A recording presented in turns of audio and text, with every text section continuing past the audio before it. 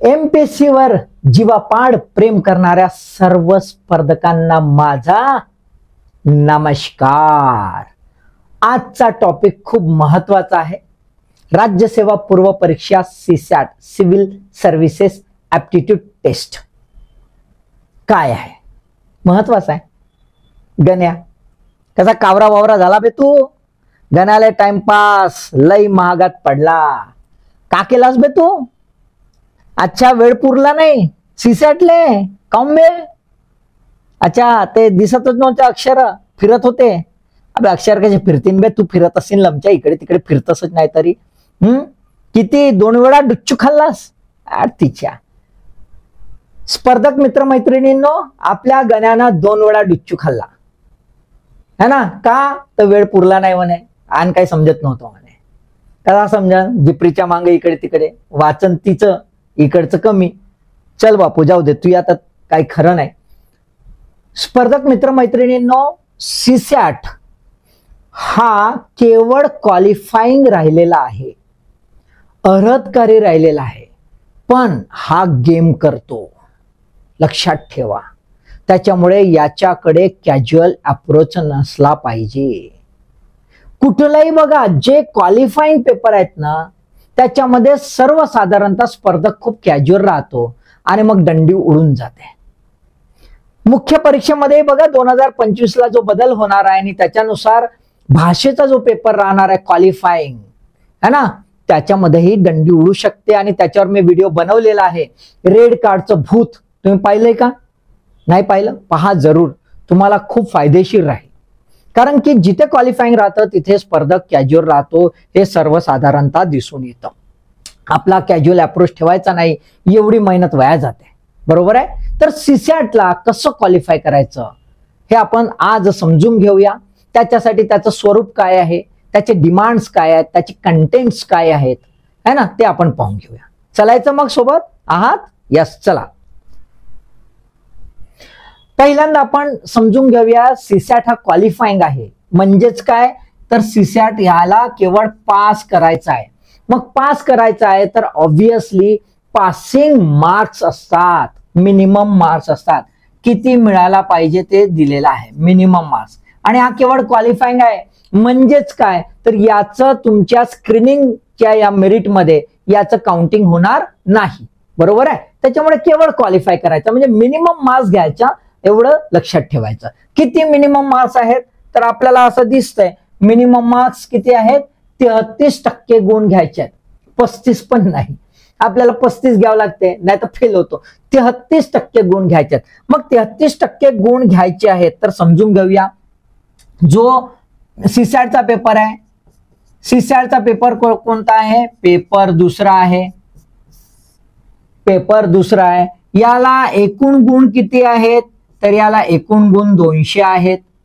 परंतु प्रश्न किती येतात तर आपल्याला माहित आहे GS1 ला प्रश्न 100 येतात, परंतु इथे मात्र 80 प्रश्न येतात।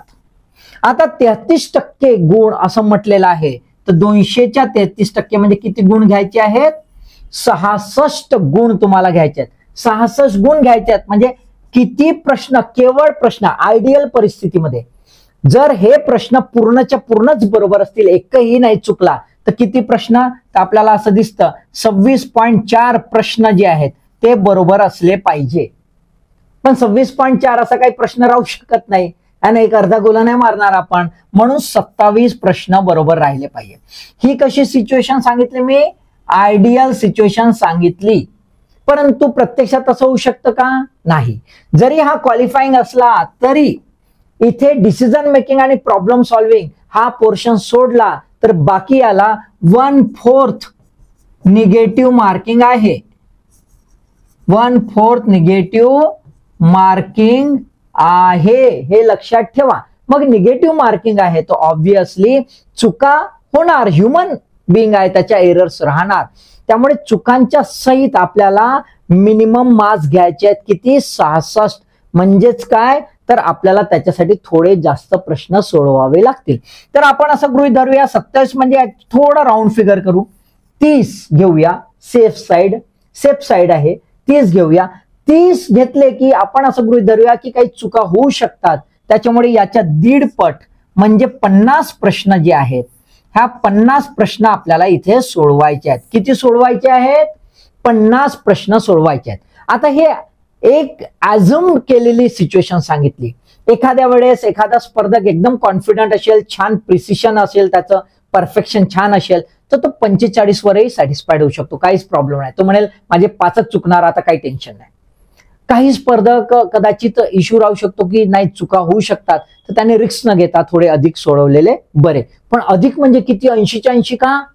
नाही, ही चूक करायची नाही. लक्षात ठेवा, लक्षात ठेवा. आपल्याला क्वालिफाय व्हायचं आहे, त्यामुळे ते गणित बरोबर बसवायचं. मग रेंज होऊ शकते 45, तर खूप झालं तर 55 पर्यंत. रेंज कुठपर्यंत येते? एक 45 प्रश्न किंवा 55 प्रश्न. याच्यावर रेंज आणू नये, नाही तर लोचावू शकते, किंवा याच्या खाली पण जाऊ नये, नाही तर थोडीफार गडबड होऊ शकते. एवढी काळजी घ्यावी. समजलं? आलं लक्षात? चलायचं समोर? चला. आता आपण बघूया त्याचा सिलेबस बघूया. सिलेबस कसा आहे? टोटल 7 जे आहेत ते टॉपिक याच्यामध्ये आहेत. पहिला आकलन, कॉम्प्रेन्शन. दुसरं संवाद कौशल्यासह आंतरव्यक्तिगत क्षमता म्हणजे interpersonal skill including communication skill. त्यानंतर तर्कशुद्ध तर्क आणि विश्लेषणात्मक क्षमता म्हणजे logical reasoning and analytical ability. निर्णय क्षमता आणि समस्या निराकरण म्हणजे decision making and problem solving. सर्वसाधारण मानसिक क्षमता म्हणजे जनरल मेंटल ॲबिलिटी. त्यानंतर मूळ सांख्यता म्हणजे बेसिक न्यूमरसी, त्याचे सगळे चार्ट वगैरे जे काय डाटा वगैरे ते आले. आणि खालचं सर्वात शेवटचं मराठी आणि इंग्रजी ज्या भाषा त्याचं आकलन कौशल्य हे आपल्याला दिसेल.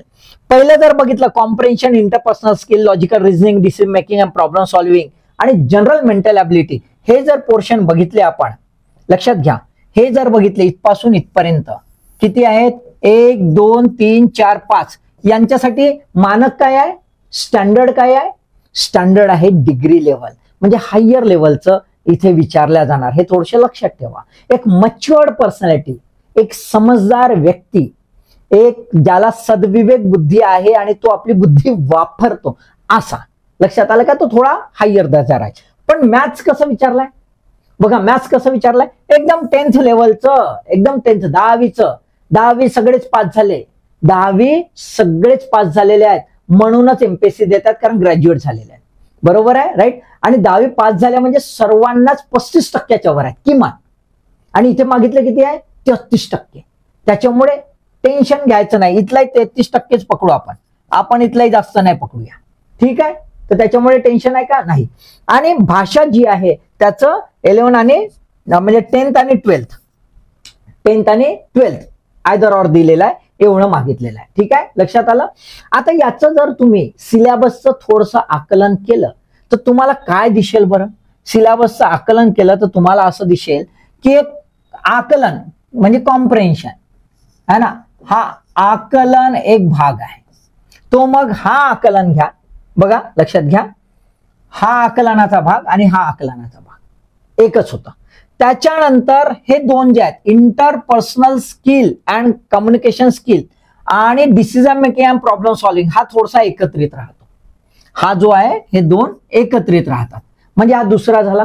आणि तिसरा जे आहे जसं लॉजिकल रिझनिंग आणि जनरल मेंटल ॲबिलिटी हे एकत्र, बरोबर आहे, हा तिसरा. आणि चौथा आहे बेसिक न्यूमरसी. म्हणजे ऍक्च्युली टॉपिक किती आहेत? 4च टॉपिक आहे. ऍक्च्युली 4च टॉपिक आहे. ठीक आहे. आता आपण बघून घेऊया की एक्झॅक्ट हे टॉपिक जे आहेत ह्या टॉपिकचं पूर्ण पेपरमध्ये डिस्ट्रीब्युशन कसं आहे, त्याचं वेटेज किती आहे, कारण की त्याच्या आधारावरच आपण पुढची स्ट्रॅटेजी बनवू शकतो. तर बघा आपल्याला काय दिसतंय, हे पाय चार्ट आहे. पाय चार्ट आपण समजून घेऊया, खूप महत्वाचा आहे है ना. किती गुण आहेत पेपरला? गुण, एकूण गुण 200. प्रश्न किती आहेत? 80. ठीक आहे. आता आपण पहिल्यांदा फोकस करूया कॉम्प्रेहेन्शन, आकलन. कॉम्प्रेहेन्शन आकलन, बरोबर आहे. किती प्रश्न येणार? 40 प्रश्न येणार. किती प्रश्न? 40 प्रश्न येणार. किती गुण आहेत? 100 गुण आहेत त्याला. आता एकदम आयडियल कंडिशन मध्ये विचार केला की हे जमलं झक्कास, म्हणजे 70% जमलं, तरी तुम्ही पास झाले. कारण की 33%च पाहिजे. म्हणजे किती गुण पाहिजे होते तुम्हाला? 66 गुण पाहिजे. इथे किती गुण मिळतील तुम्हाला? 70 गुण भेटून जाणार. म्हणजे इथेच तुम्ही पास होणार. काही टेन्शन आहे का? नाही. आता असाच कॉम्प्रेन्शनचा दुसरा पार्ट म्हणजे जो भाषेचं कॉम्प्रेन्शन आहे ते बघा. मराठी आणि इंग्लिश लँग्वेज किती प्रश्न येतात? 10. मग हा पण कॉम्प्रेन्शन, तो पण कॉम्प्रेन्शनचाच आहे. त्यामुळे 40 अधिक 10 म्हणजे किती झाले? 50. किती प्रश्न झाले? 50. आणि 50 प्रश्न जर झाले ते 25 आणि 100 किती गुण झाले? 125. ह्या 125च्या 60% तुम्हाला मिळाले तरी झाले मोकळे. तिसरा पार्ट कॉम्प्रेन्शन सारखाच, जिथे वाचनाची आवश्यकता आहे आणि थोडंसं आकलन करावं लागतं, अंडरस्टूड होते की नाही ते पाहावं लागतं, ते म्हणजेच decision making and problem solving. हे पण वाचायचंच आहे. आणि हे पण वाचायचंच आहे तर हे सुद्धा आपण ऍड करूया इथे. म्हणजे किती झाले? 130 प्रश्न झाले. 130 प्रश्न. आणि याला किती गुण आहेत? 12.5 गुण आहेत. अजून एक खास गोष्ट डिसिजन मेकिंग आणि प्रॉब्लेम सॉल्विंगची, की इथे निगेटिव्ह मार्किंग नाही.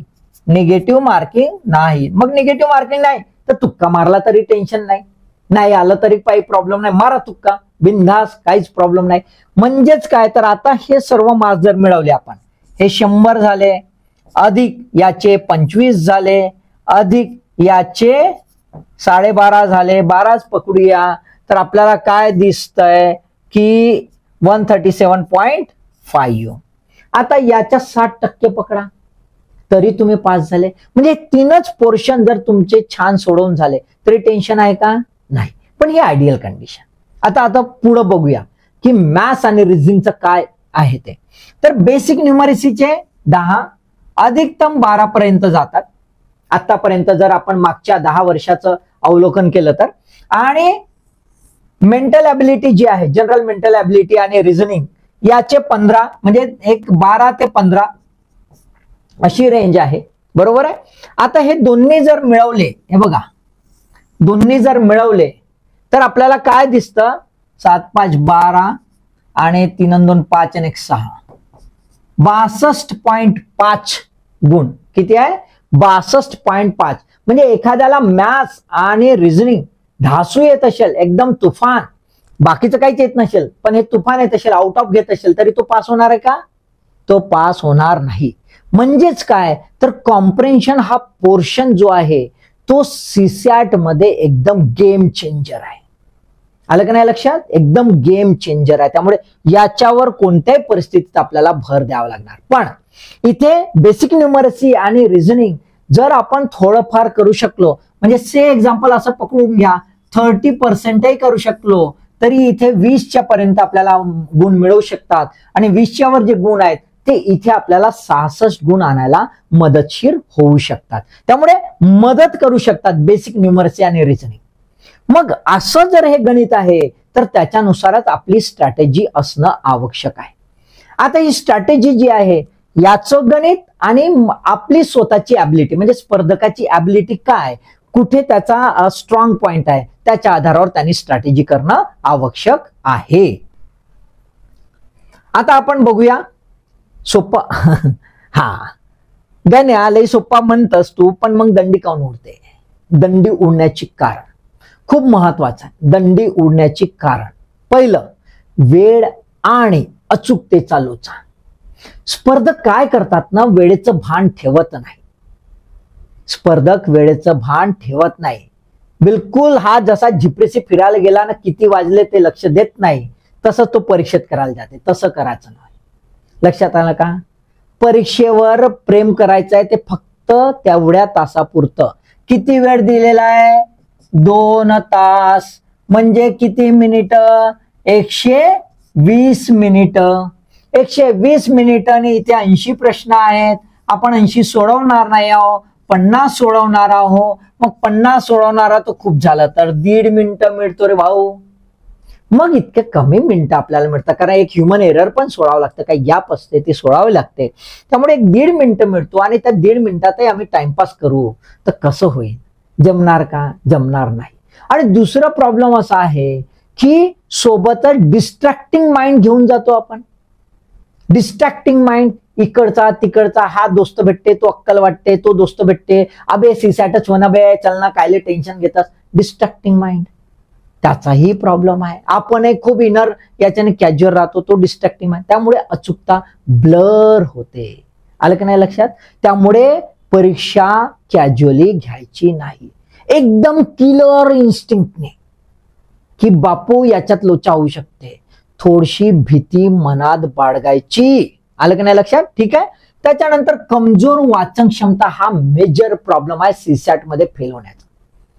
मॅक्झिमम स्पर्धकांचे पॅसेज होत नाही, कारण पॅसेज मोठे मोठे असतात. बरोबर आहे? त्यामुळे ते होत नाही. का होत नाही? कारण की वाचनाची सवय. वाचन कोणती? रफ्तार, स्पीड. स्पीड न सहित वाचन ते होत नाही, स्पीड सहित वाचन होत नाही, त्यामुळे गडबड आहे. आणि स्पीडची सवय नसल्यामुळे मग आकलन सुद्धा होत नाही. तर त्यामुळे अवांतर वाचन असलं पाहिजे आणि भरपूर वाचनाची स्पीड पण असली पाहिजे. त्यानंतर गणिताचा फालतूच बाऊ केला जाते. बरेच पोट्टेलमचे एवढे परेशान राहते, सर गणित जमे नाही, हे नाही जमे, ते नाही जमे. अबे मला बी कधीच गणित नाही जमलं, मी सगळं क्लिअर केला, काहीच प्रॉब्लेम येत नाही, है ना. गणिताच्या बाऊ, त्याचा वेटेज किती पाहिल्या ना? वेटेज किती आहे? नाही, वेटेजच नाही. मग आता जर सपोज टू बी ते 10 ते 12 येत आहेत, ते एकदम धुरंदर एकदम असन तर धुरंदर एकदम असन तर 10 घेऊन टाका, आणि एकदम लेचापेचा असन तर आमचा 3 घेईन, काही प्रॉब्लेम नाही, काहीच प्रॉब्लेम. कारण अल्टिमेटली वेळेची अडचण आहे, दिवसभर दिला तर सगळ्यांनीच वेळेची अडचण आहे. बरोबर आहे? मग आता 3 येईन तर त्याला कुठपर्यंत रेंज घेऊन जायची आहे? तर खूप झालं तर त्याला अजून 3 ऍड करायचे आहेत. मग 3 ऍड करायचे आहेत तर त्यांनी तसा जुगाड जमवायचा आहे ना. बाकी काही टेन्शन. सोबत रिझनिंग जे आहे ते पण कॅज्युअली घ्यायचं नाही. रिझनिंगला सुद्धा मधामधात बघत राहायचं. पण मधामधात बघत राहायचं म्हणजे कसं? तर लक्षात ठेवा, ही जी बाब आहे ना, मॅथ्स आणि रिझनिंग, ही रोजच घेऊन नाही बसायची. कारण की तुम्ही राज्यसेवेचं प्रिपरेशन करताय, बँकिंगचं प्रिपरेशन करत नाहीये. राज्यसेवेमध्ये वाचनच एवढं अफाट आहे की हे जर घेऊन बसले तर फक्त सीसॅट पास व्हान, बाकी काहीच पास होणार नाही. आलं की नाही लक्षात? ठीक आहे. आपल्याला सीसॅट पास करून काही चमकाचं नाही आहे. किंवा इथं जर 10च्या 10 नाही आले मी असं मा काय होईल, तर काय पीएचडी करायची नाही. पीएचडी करायची आहे का? लोकांना दाखवायची आहे का? नाही.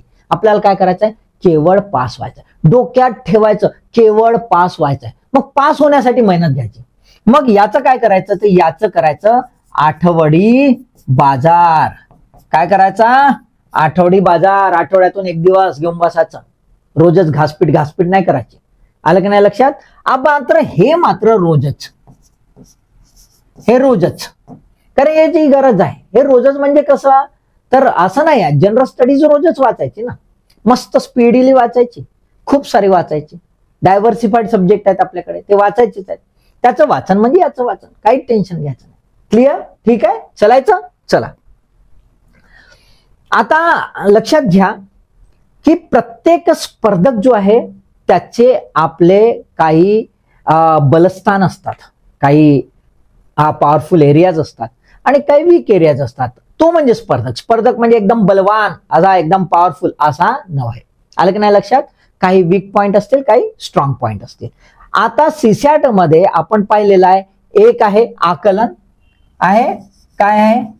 आकलन म्हणजे कॉम्प्रेन्शन, म्हणजे याला आपण म्हणूया रीडिंग, ज्याला रीडिंग छान करता येते. बरोबर आहे? दुसरं एक आहे गणित, मॅथ्स, है ना, मॅथ्स. आणि तिसरं आहे रिझनिंग, है ना, तर्क, है ना, तर्क क्षमता, रिझनिंग आहे. असं 3 पोर्शन्स आपल्याला दिसतात. बरोबर आहे? आता या 3 पोर्शन मध्ये काही स्पर्धक कशात तरी स्ट्रॉंग असेल, कशात तरी वीक असेल. आता ज्याचं आकलन छान आहे, म्हणजे ज्याचं वाचन छान आहे, वाचताक्षणी त्याला बरंचसं समजतं, मग त्याने सुरुवात कशी करायची, म्हणजे कसा सिक्वेन्स राहायला पाहिजे पेपर सोडवताना.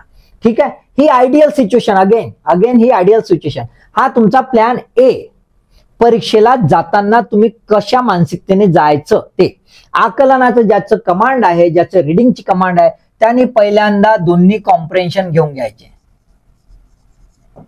दोन्ही कॉम्प्रेन्शन घ्यायचे, भाषेचा पण. ठीक आहे?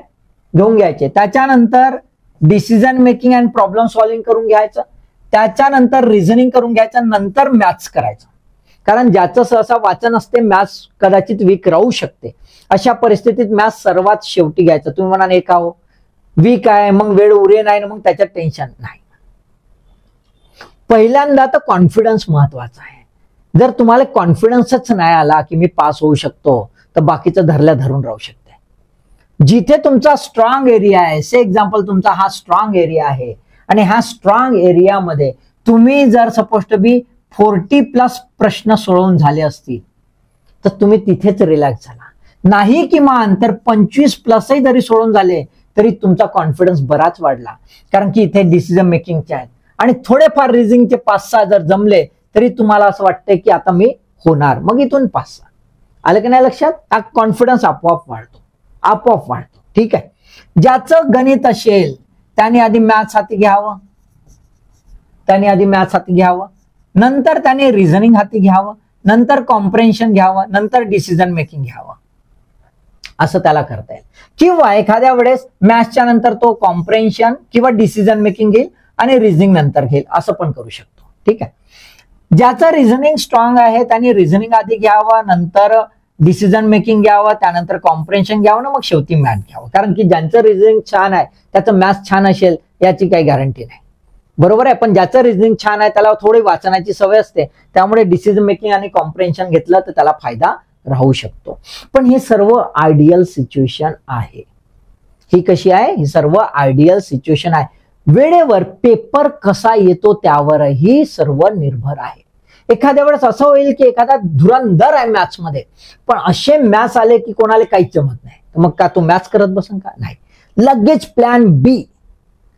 प्लॅन बी तुम्हाला लगेच रिझनिंग कडे आयदर ऑर जो सोपा आहे किंवा कॉम्प्रेन्शन त्याच्याकडे शिफ्ट होणं आवश्यक आहे. लक्षात आला. एखाद्या वेळेस कॉम्प्रेन्शन टफ आलं असेल आणि मॅथ्स एवढं इझी आहे की एकदम लेच्या पेच्या त्याला बी जमते, तर लगेच ते घ्यायचं आहे. त्यामुळे प्लॅन बी हाताशी ठेवायचं, माइंडसेटनी जायचं, पण प्रिज्युडाइज माइंडने जायचं नाही. Getting the point? लक्षात आलं का? अशा प्रकारे आपली स्ट्रॅटेजी बनवायची आणि स्ट्रॅटेजी सहितच नेहमी अप्रोचने जायचं. स्ट्रॅटेजी सहित नाही गेलो तर गडबड होऊ शकते. त्याच्यानंतर सर्वात शेवटचं कसा करू गा. गण्या बापू एवढे अटेम्प्ट दिलास बे तू, लमच्या तरी जाऊ द्या आता. ठीक आहे. कसा करू गा म्हणजे सोपा आहे. आकलन म्हणजे कॉम्प्रेहेन्शन. आता हे कॉम्प्रेहेन्शन जे आहे, कॉम्प्रेहेन्शन साठी काय करायचं तर लक्षात घ्या, तुम्हाला वाचन सवय करायची आहे. परंतु वाचन कसं करायचं आहे? स्पीड सहित. मग स्पीड सहित करायचं आहे तर त्याच्यासाठी तुम्हाला वृत्तपत्र घ्यायची आहेत. म्हणजे न्यूजपेपर घ्या. न्यूजपेपर कुठला आहे तर मराठीमधील घ्या आणि एक इंग्रजीमधील घ्या. मराठीमधील मटा घ्या किंवा लोकसत्ता घ्या, बरोबर आहे. आणि इंग्रजी मधलं इंडियन एक्सप्रेस घ्या किंवा हिंदू घ्या. दर्जेदार पेपर आहेत. यातलं काय करायचं, यातलं एक छोटा एडिटोरियल असतो. एडिटोरियल पेज मध्ये छोटे छोटे असतात ना, 3 असतात असे, ते 200-250 वर्ड्सचे असतात. ते वाचायचे म्हणजे काय, तुम्ही म्हणाल ना सर आम्ही रोजच वाचतो, तसे नाही वाचायचे. हे ठरवून घ्यायचे 1.5 मिनिटात कसे कंप्लीट होईल, म्हणजे रफ्तारने वाचायचे. नाही समजलं पहिल्यांदा तर दुसऱ्यांदा वाचा, तिसऱ्यांदा वाचा, चौथ्यांदा वाचा, 10दा वाचल्यास नाही समजलं तर, पण दरवेळेस रफ्तारने वाचायचे. एकदा स्पीड पकडली, सवय पडली की मग डोक्याला सवय पडते, नजरेला सवय पडते, सगळ्या शरीराला सवय पडते, है ना. तुम्ही पाहिला असाल ना कधी बाईक चालवली का? बाईक हा ना, हा चालवली. मग एखाद्या वेळेस एखादी पोट्टी गेली भरभर तर तिच्या मागे धावले असाल ना एकदम 80-90च्या स्पीडनं, कधी न धावले असाल ना.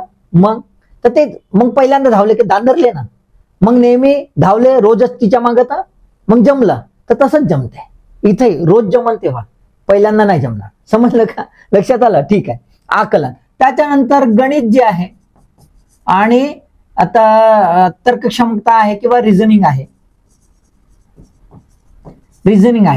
याच्यासाठी काय करायचं, मागील जे पेपर आहेत, मागील 5 ते 10 वर्षाचे पेपर काढायचे. वर्षाचे पेपर काढा आणि त्या पेपरमध्ये कोणते गणित येतात किंवा कोणते रिझनिंग टाईप आहेत, प्रकार, ते प्रकार काढायचे. आणि त्या प्रकारासाठी एखादं बेसिक बुक घ्यायचं आणि तेवढेच करायचे. तुम्हाला सर एखादं आलं तर पुन्हा अबे ते पीएचडी नाही करायचं आहे ना, एखादं आलं तर पीएचडी करायची आहे का, 50% आले तरी खूप झालं ना, आलं की नाही लक्षात. त्यामुळे जे येतात ते, आणि त्यातले तुम्हाला जे जमतात सोपे आहेत, नाही तर कंपाऊंड इंटरेस्ट वगैरे करत बसताय. मी जन्मात कधी कंपाऊंड इंटरेस्टच्या भानगडीत नाही पडलो. जेवढं सोपं होतं तेवढंच केलं, निपटून गेलं, काही प्रॉब्लेम नाही, निपटते. लक्षात आलं का. स्ट्रॅटेजिक प्लॅन करायचा म्हणजे निपटते, काही टेन्शन घ्यायचं नाही. कारण रिस्क तर घ्यावं लागेल ना भाऊ, सगळंच करायला बसशील तर अख्खी जिंदगी चालली जाईल. आलं की नाही लक्षात. थोडसा डेंजर झोन मध्ये जावं लागते, थोडासा चॅलेंज घ्यावं लागते, थोडासा गेम खेळावं लागते. आलं की नाही लक्षात. ठीक आहे, तर अशा प्रकारे स्ट्रॅटेजी करायचं. समजलं बापू, आलं की नाही. हा जो आहे हा आठवडी बाजार ना, रोज समजला ना.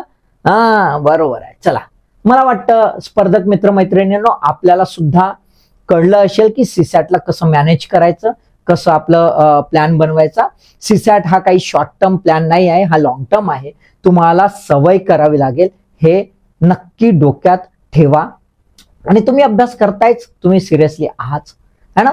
तर व्हिडिओ कसा वाटला ते सांगा. अजून काही इन्फॉर्मेशन हवी असेल तर ते कॉमेंट बॉक्समध्ये जरूर लिहा. मी त्याच्यावर काही इन्फॉर्मेटिव्ह कंटेंट वाईज व्हिडिओ बनवण्याचा पूर्ण प्रयत्न करेल. आणि सोबतच लाईक सोबत शेअर करा, मित्रमैत्रिणींनाही सुद्धा ऑफिसर होऊ द्या. राईट, ठीक आहे. तर तुमच्या ह्या सर्वच मेहनतीला माझा सलाम अँड ऑल द बेस्ट.